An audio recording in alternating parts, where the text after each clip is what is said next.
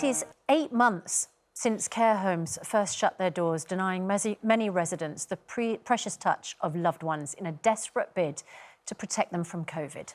From today, family and friends of those living in some of England's care homes will undergo regular coronavirus testing to enable face-to-face visits. If the trial is successful, Health Secretary Matt Hancock says it will be rolled out across the country in time for Christmas. Well, we're joined now by care home quality manager Adam Purnell, whose care home already offers routine COVID tests to relatives of its residents in Lancashire. Social care campaigner Penny Hutchinson.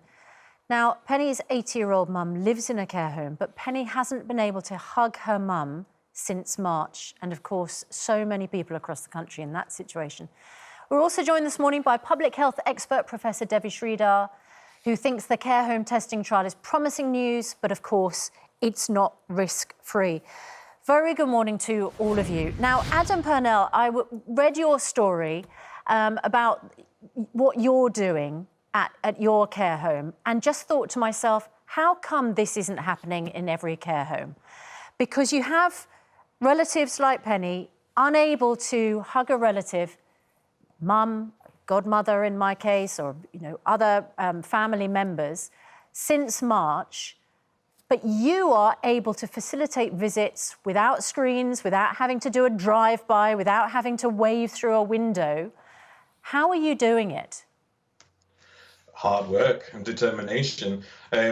We believe that families are the true professionals in the people's lives that we're supporting, and we can't rightly deny them that access to their loved ones. They provide a level of care we just can't emulate as care providers. So we've been having testing now since visiting since June. We've been testing for about 6 weeks. There was always this talk of a potential scheme starting, but we just couldn't wait around for it. So we have a surplus of tests that we get every month from the government to test our team, and we thought, well, we know these are here as a backup in case things mess up, but what's more important? So we offered it to the relatives and they've all taken it up, and it's been absolutely fantastic. We've tried for decades to get away from this idea that care homes are prisons, and all of a sudden we're now erecting plastic screens and chaperoning visits, and it's just barbaric. So it's something that we really truly feel passionate about, especially for the mental health and well-being of everyone we're supporting. And everyone would agree, of course. Adam, are you able to facilitate visits where relatives can hug their loved ones, hold their hands, or is there still having to be the social distancing in place? Because I think what everybody really wants is to wrap their arms around their loved one. Yeah, so for the majority of our visits, we are still socially distancing. Obviously, when people sadly come towards the end of their life, we allow relatives to basically move in with us. We have people stay overnight, we have people stay for days, hugging, kissing, hand-holding. If they want to get into bed with them, they're more than welcome to have that closeness that people need. We're just trying to get to that point now where we can have the close physical contact. I think in the article there was a photo of a lady's birthday, Audrey, and it was her 90th, and everyone said to me, "Oh, it's fantastic, this is wonderful, I can't believe you've managed to do this." Yeah, Audrey, oh, she's a star. And I looked at the photos and I thought, you know what, it is good, but her daughter's not been able to hug her. And we're trying so hard to fight litigation, to fight, the prejudice where face-to-face visiting has sort of become bad practice, and plastic screens is now outstanding practice, where we're trying to just make sure we've covered all angles until we get to that close physical contact. And again, we were going to wait for the lateral flows, but don't have time to. Penny Hutchinson, you are in the terrible position that so many relatives find themselves in, where you can't visit in the way that you want to with your mum. What's the situation at her care home? So Mum's care home, we've very recently, in the last couple of weeks, been quite lucky in as much as we've fought, and we now have distance lounge visits with a big perspex screen between us, which is a lot more than a lot of people got or have, but it's still absolutely not enough because most of the people in care homes, they're not all old, there are young people in care homes. Most of them need that touch. There's plenty of people who can't see, they can't hear. There's young people whose mothers are missing them and haven't seen them for months. It's just absolutely dreadful. And to be honest, we're not interested particularly in the pilot. For us, the pilot has come too late. This is the pilot where 20 care homes will receive tests in order that relatives can see each other. Yeah, that's right. And it's, you know, Susanna, it's too late. It's too far off. It's not even guaranteed. We don't even know if there's a plan B. Our frustration is that there's a tried and tested solution out there. You know, the carers have been tested for months now. There's absolutely no reason in our view that we can't be tested in the same way as carers and get back into those care homes and start caring for our loved ones the way we did before. OK, let's bring in Professor Devi Sridhar. Molly on Twitter here. My dad's in a care home with dementia. Unaware the heartache of my mum not being able to hold his hand since February has caused her to have a breakdown, and she's now in hospital. I mean, this is a horrifying illustration of the mental health issues connected with this enforced isolation of people in the most vulnerable late stages of their lives, isn't it?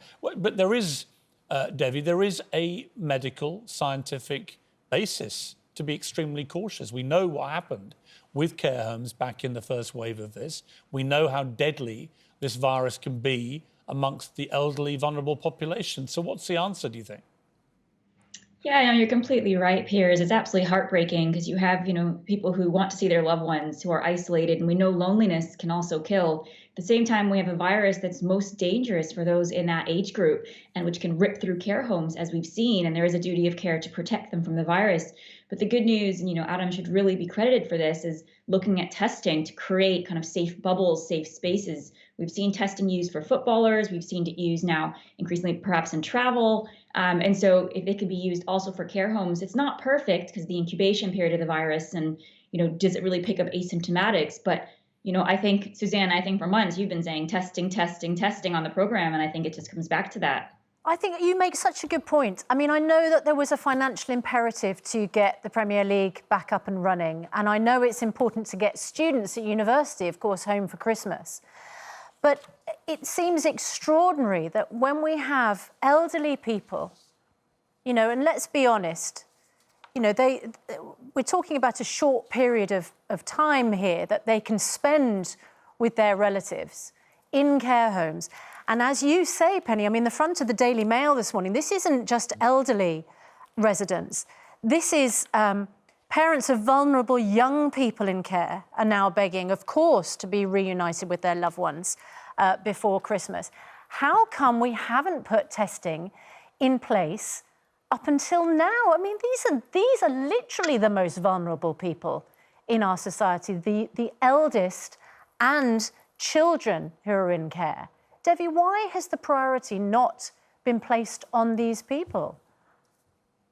Well, I think it comes back to some of the worry around, from a scientific perspective, the tests and the incubation period. And we've seen this because look at for example, Donald Trump in the White House. They were being tested every single day using rapid tests, and you still saw that you had an outbreak in the White House.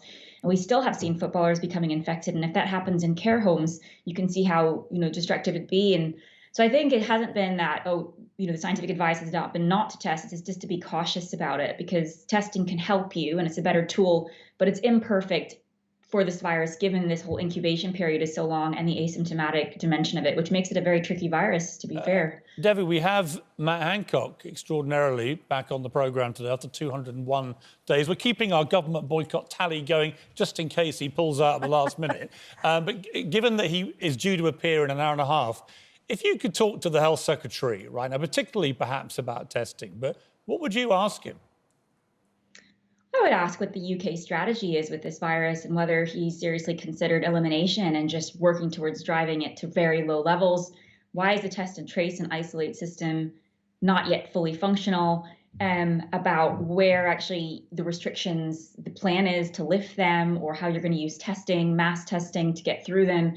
And also, I guess the puzzle for me is I've been talking about kind of movement of people and border measures, which is why in the spring did we lock people in their homes and tell everyone to stay at home, and we didn't let people see their loved ones in care homes, but we left our airports open. So it was easier to get a flight somewhere else and come back into the country and take the tube into London than it was to go across and see a family member. It didn't make any sense, did it, at all? And in fact, I read a fascinating dissection of how Taiwan has dealt with this crisis in Private Eye, actually.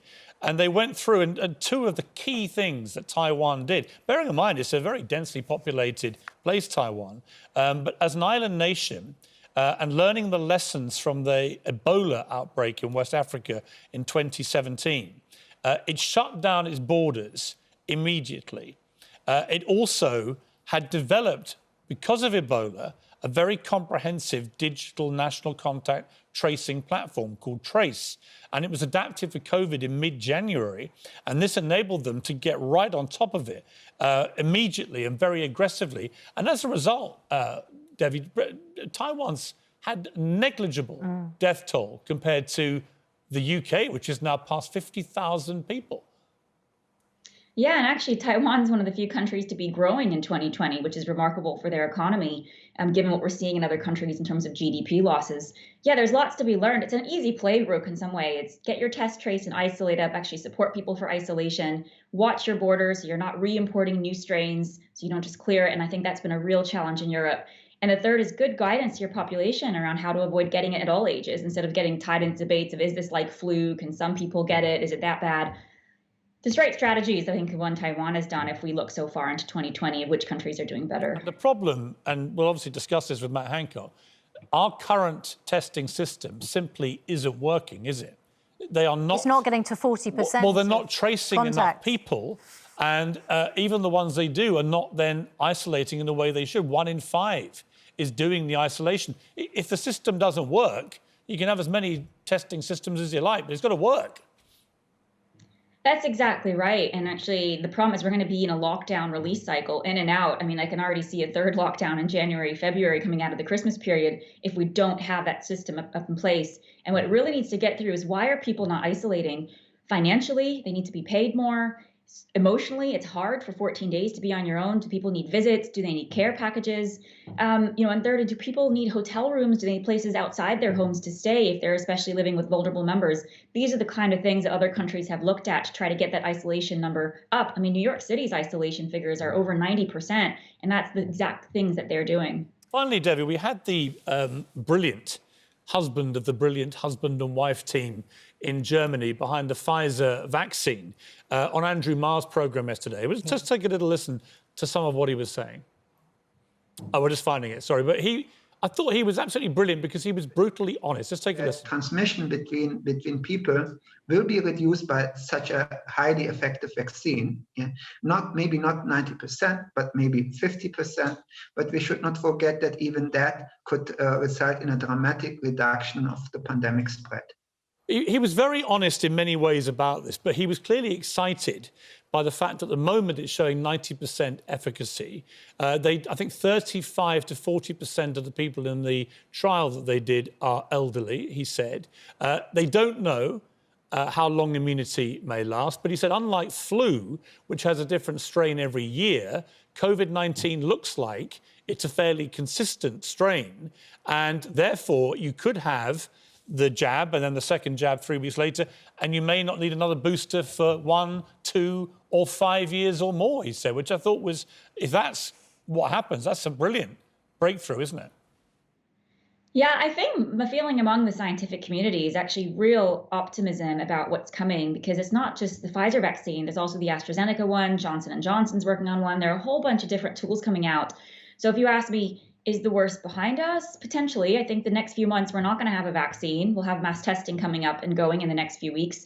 But from the spring, I think we'll be in a better position. So I guess the message to people is just hold on for the spring. There's going to be light ahead. I think scientists are optimistic, and we're usually quite cynical in doomsday scenarios, I guess we've been accused of. But I think now there is a feeling of positive that actually we're moving forward and there are tools ahead. Adam, the vaccine's first priority is to go out to care homes, to staff and to residents. Have you had any indication of when that will begin?